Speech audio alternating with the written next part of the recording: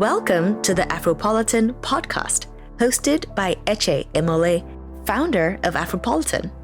On the show, we chat with Afropolitans whose footprints form the foundation of systems dedicated to building the future of a bold and progressive Black community.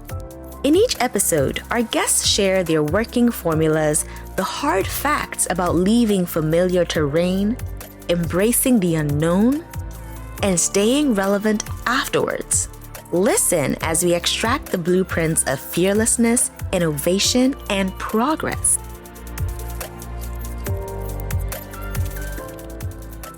Hey Afropolitans! In today's episode, we chat with Fadekemi Abiru, Head of Insights at Stears, a financial data intelligence company providing subscription-based data and insights to professionals and businesses. Fadekemi talks about Stears and the importance of data-driven insights in Africa. We hope you enjoy this episode. Hey Afropolitans! It's a pleasure to introduce you to Fadekemi Abiru, Head of Insights at Stears.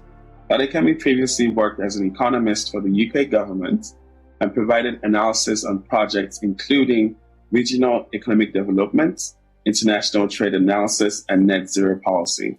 Fadekemi holds a BSc in economics from the University of Bristol and an MSc in African development from the London School of Economics. Fadekemi, we're excited to have you on the show today to talk about data-driven insights in Africa. How are you doing? Hi, Eche. It's great to be here. I'm doing well, thank you. How are you? Doing well. Let's dive right in, shall we? Can you talk us through the founding of Stears and Stears' mission? Sure. So in its simplest form, Stears has the mission to deliver the most trusted source of data and insights on the African economy for decision makers and professionals. So since we launched our subscription product back in 2020, we have been producing data-driven insights on the Nigerian economy. The focus on Nigeria makes sense. The core of our team is Nigerian. Our founders are also Nigerian. But obviously, as we continue to expand, we're looking to, enter into other regions on the African continent because we want to truly our mission of giving people data and insights on the African economy. We have our specific practice areas that we focus on. So those cut across energy, finance, fintech, the tech ecosystem, and governance and institutions. So we just truly believe in approaching things from a truly specialized perspective, because that's very important for producing the kind of intelligence that would add value to our users. I love that. So, for example, the Nigerian elections are coming up next year, February. What plans does Stears have to cover the election? Yeah, so we have big plans. We've made a very, very big bet on the elections. And I think a big part of this was largely informed by our experience back in 2019, when we created a microsite where anyone from anywhere in the world could access quantitative results and data on the 2015 and 2019 elections as they were unfolding. So we obviously included the 2015 elections because we thought it was important to kind of give our users that historical context on the elections as they were following it.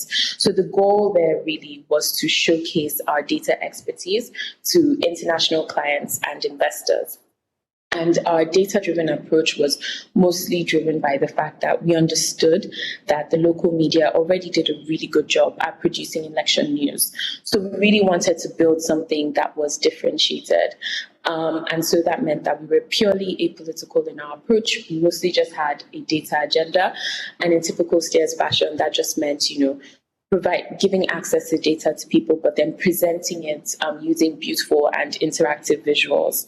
And the result of our approach was basically, we had about 2 million visitors on a monthly basis to the website. We had the likes of CNN actually referencing our visualizations. And so that basically informed, for the next elections, 2023, we decided that we wanted to go bigger. And going bigger essentially meant, going more granular into the data that we make available for our users.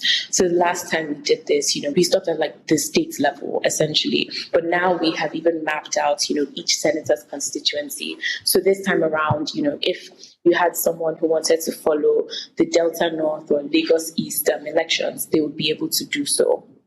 So our goal essentially is to, organize all of Nigeria's election data. Our hope is that, we can increase voter participation in the 2023 elections by making it easier for people to find critical elections data. It's interesting. I think for our listeners, the reason why this is an important perspective is if you consider the elections in the West, you have all these data-driven insights. I know one of the things that CNN always has is that board where they go into granular details. And so you're saying in the African context, we rarely have those sort of insights, right? So that is something where Stears election products could actually really start to get people the data that's needed to make, and also to understand the electoral landscape as well. Yes, 100%. I mean, one of the things that I believe holds back critical economic developments across a lot of African countries is the lack of data. And data is so critical to, useful policy making.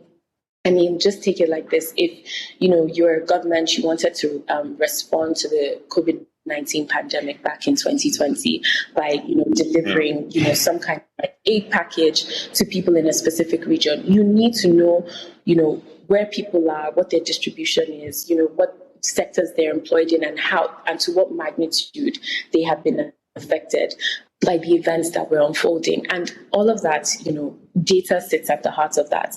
And it's the same thing in any electoral process, I think data fosters this spirit or feeling of transparency in the entire democratic process.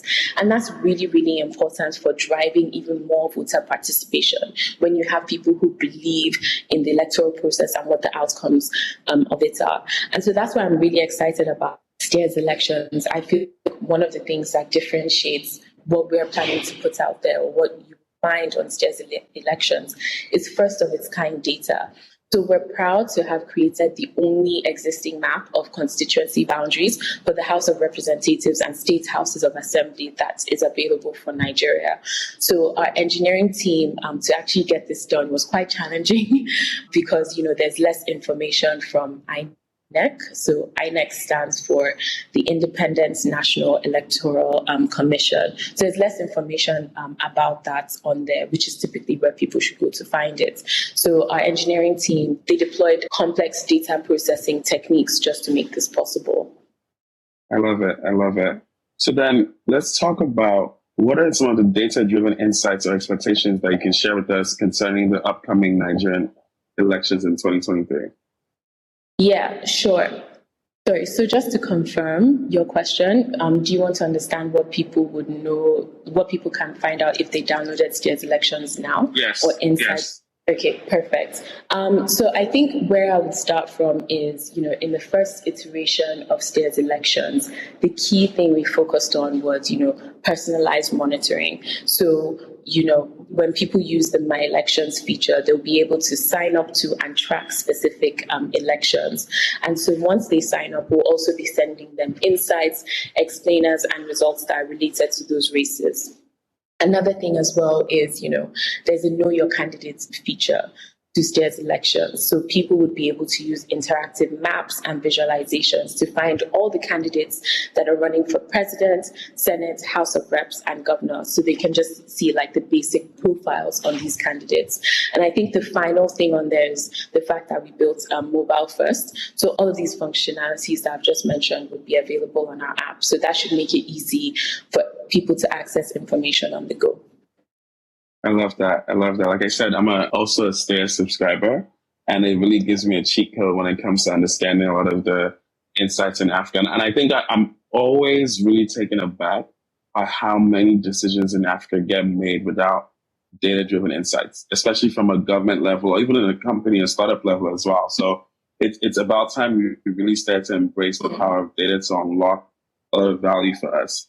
100%. I agree. One of the things that we like to say at Stears is, what gets measured is what gets managed, right? So if, you're not able to access data in real time on, the impact of a policy, then there's no way you're going to be able to, understand how to evaluate or make further iterations so that you can continue to improve on the impact of said policy, or even know if it's working and, if there's a need to completely discontinue.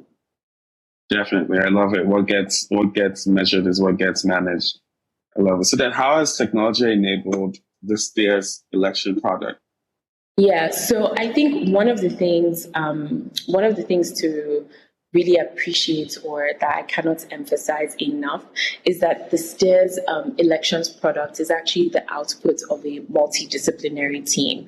So I personally don't think that this product would have been possible without a combination of different skill sets and expertise.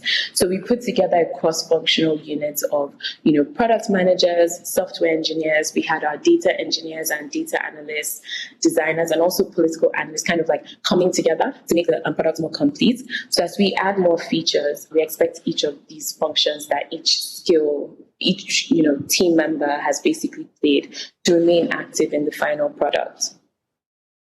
I love it. So what would you say is the significance and likely impact of the Nigerian Electoral Act of 2022 on the upcoming elections? Yeah, so there are a bunch of things. So the first one might be, how quickly we can expect to get the results.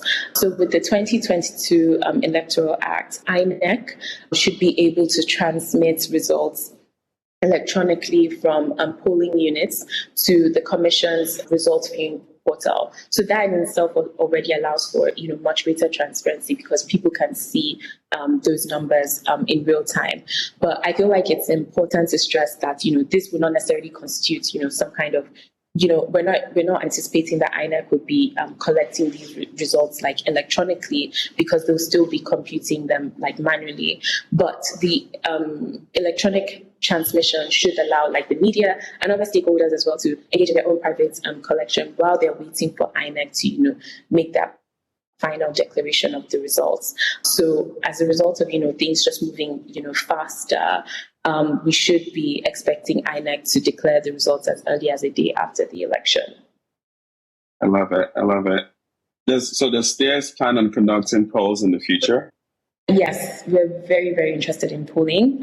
We recognize its importance in driving a truly fair and transparent electoral outcome, because what polling basically does is it helps to amplify public opinion about the entire electoral process, so people can also get updated about people are not surprised about the final outcome, because they're seeing in real time what public perception is about the candidates that are running, what their policies are, what they feel and I think it works the other way as well, because polls allow the candidates to kind of tune into what the real issues that are being faced by the voters are, and then kind of like figure out how they want to prioritize that in terms of their presidential or in terms of their ambitions, essentially, if they were to succeed.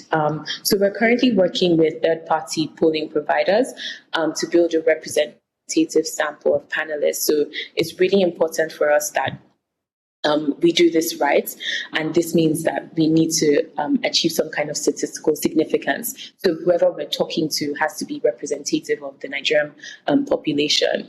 And so what we're expecting is that as Stears Elections expands, we'll be making the results of these polls available to all our users. But in the meantime, what we're really focused on is ensuring that our methodology for data collection and also surveying is sound. So what data trends make this upcoming election different from the last elections? That's a good question. So historically, Nigeria's voter turnout has been quite low. So in 2019, the turnout was only 36%. So that basically indicates to you that many Nigerians are not engaging in the process of selecting their leaders. And that's problematic because, these are that would go on to govern them, for at least, 4 to 8 years. And I guess even when we're looking at the governorship elections as well, the turnout was around like 20% or less. We had off-cycle elections like the Anambra gubernatorial elections in 2021 and the Lagos East Senate by-election in 2020, coming down as low as 10%. But with, some of like the polling work that we've been seeing from premise data, NOI polls, and all the other anecdotal evidence that's been coming out, there is some indication that, voter turnout should be higher in this election. And I personally think that even a modest change could have significant consequences. For the first time in a while, we're seeing the Labour Party that's been, revitalized by the obedience movement, coming out as, a credible third force. And Stears has actually previously covered, the role of a third force in, kind of informing, the trajectory of like a country's democracy. We're also expecting to see a definite uptick in turnout in the South as both Bola Tinubu, who comes from the Southwest, and Peter Obi, Southeast and South-South regions, have basically been embraced by voters in these regions. So those are some of the things that we think would be different. So Fadekemi, we ask all Afropolitans to come on the podcast this particular question, right? And the question is, everyone gets to deal with significant failure in their life at some point, right? What would you say was your most significant encounter with failure, and what lessons did you learn from that? I think one of them would have to be giving up my perfectionist tendencies. I feel like, sometimes when you grow up as a high achiever and you constantly get rewarded for that time and time again, you start to feel that is the level or the standard that you have to constantly operate at. And so that basically means that I tend to come down very, very hard on myself when I feel like, I haven't met those expectations, or other people feel like I haven't met those expectations. So it's a work in progress. I still find myself constantly checking myself on it. But yeah, we're not there yet. But soon. I love it. So we also asked Afropolitans, if the only thing left in the world was to read a book about your life, what would the title of the book be? These questions. Sorry. Please say it again. I can really internalize. Definitely. So if the only thing left in the world was a book about your life, what would the title of the book be? I'm going to cheat and use a title that I already know. It's one of my favorite books. It's called All About Love by Bell Hooks. And I am picking that just because of what the spirit of that book was. It basically revolutionized like what love means for me. And I feel like, that's how I try to practice love. So I think in the past, I had this like hierarchy where, romantic love was like, the be all end all. And then everything else, like platonic love that you have with your friends, with, family, other people in your lives, like kind of came second. And I felt like this book like really showed me the importance of, kind of like deprioritizing that romantic love. I think romantic love is still important. Please don't get me wrong. But I think, one of the things I really like about that book is it forces me to practice love as a choice that I make every day, as opposed to something that you kind of fall into, like the Hollywood movies try to make you believe. I love that. So then, are there any 3 books that you've read that have had a profound impact on your life? So all the Harry Potter books. That was a big part of my formative years. Nothing big deep there. It was just I just really loved the escapism that the whole world of Hogwarts was basically able to offer me as I grew up. Awesome. Were there any non-fictional books that had a profound impact? I mean, you are head of Insights at Stears. So, definitely All About Love that I referenced earlier by Bell Hooks. also think a useful book is by Danny Roderick, but I'm trying to remember what it's called Economics Rules. So very nerdy book, but I really liked it because Danny Roderick is, a heavyweight name in the economics profession, but he really takes the entire economics profession to task in there by highlighting some of the flaws that economists tend to have in our thinking, and why the rest of the world would be quite careful to make sure that, they don't over-index on some of the conclusions that we draw about the world. So a big one there is just like some of our assumptions. Economists are intelligent people, but to make better sense of the world, we like to reduce everything into like a single model, making, assumptions, about people being rational. But, we've seen that people can also be quite rational in their decision making. So I think that really shifted my worldview, especially like, as I continue to, build my career in economics. I remember the first time, I think this was when I was getting my bachelor's, and we had to do a paper on trickle-down economics, and there were two sides arguing for whether it had worked or whether it had not worked. And I remember just realizing that, these are not settled law, these are not settled theories. And I was just really taken aback, because I'm like, so you could choose to implement an economic theory and then find out the consequences 10, 20 years later. I was like, wow, that is insane. That is actually insane. We asked all our guests this one last question, right? Which is, what does being Afropolitan mean to you?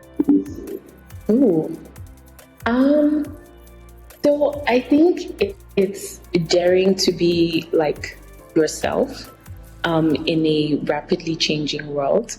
And I think, not a lot of people feel, especially for women, I don't feel a lot of women get that permission to be that, to just like dare to be themselves. So I actually feel like that's something I like to kind of like align with, like the Afropolitan name as well, just like daring to be who you are and not having to ask for permission.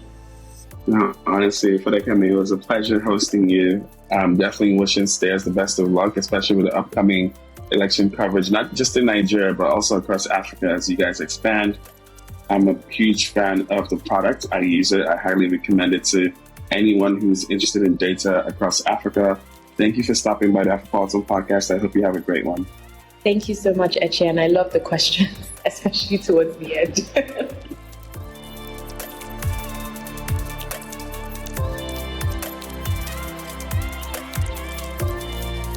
Thank you for listening to the Afropolitan Podcast.